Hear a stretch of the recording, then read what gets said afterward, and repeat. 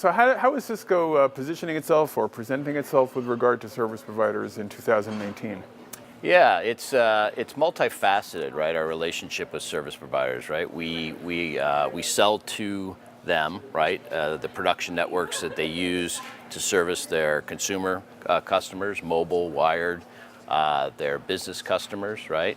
Mass scale production network is a big piece of our business with them, and allowing them to scale and automate those networks.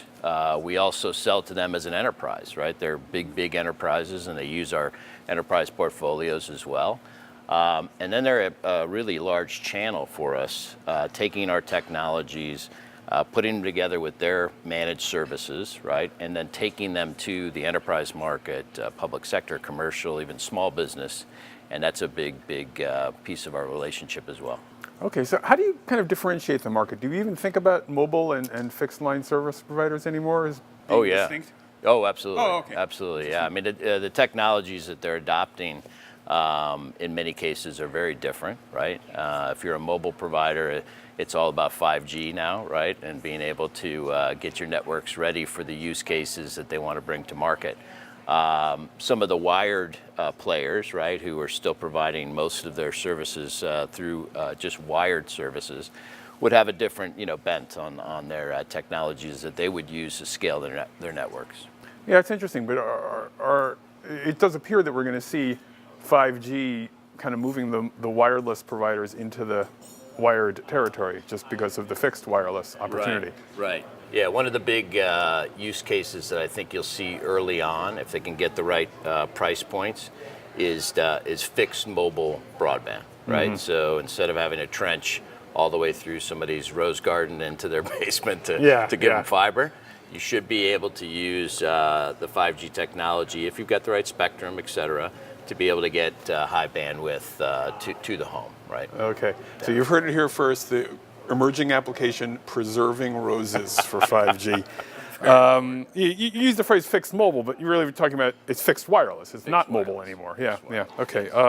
So talk a little bit more about how you're seeing 5G accelerating service provider opportunities in the future.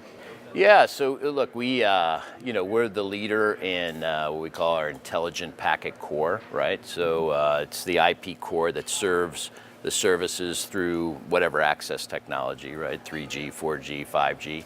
And so that's something that will continue to proliferate just as it has with any of those other transitions.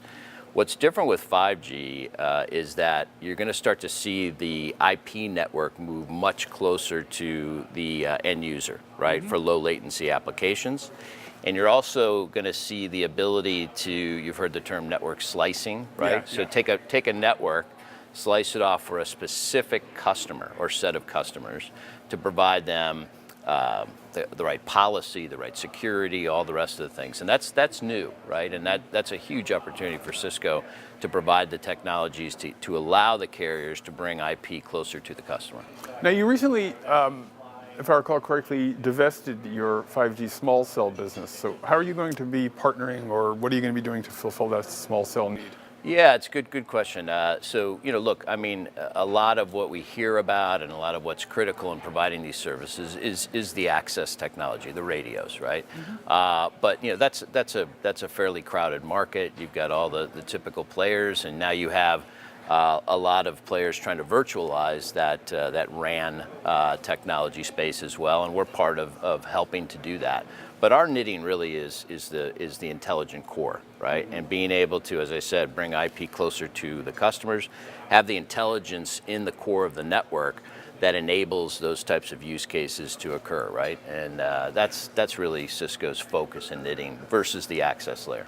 So let's talk about network virtualization. It's been strategic for service providers for years now. So what are the barriers that we're seeing? What's the progress that we're seeing being made there? Yeah, it's been an interesting few years, right, where we've gone from what I would call more the hype of it to actual proof of concepts to now we're starting to see some real scaled network deployments, right? We announced just recently virtualized packet core with T-Mobile, the largest virtualized packet core, right, in the world. And so you're starting to see mobile players be able to take these technologies, truthfully virtualize it, right? Separate the hardware and the software, and do it for the right reasons, right? Because they want to bring that technology closer to the end user customer, right? Or at a different price point, et cetera. That's really where the use case gathers steam, and that's where you have carriers actually putting real effort into those virtualized networks.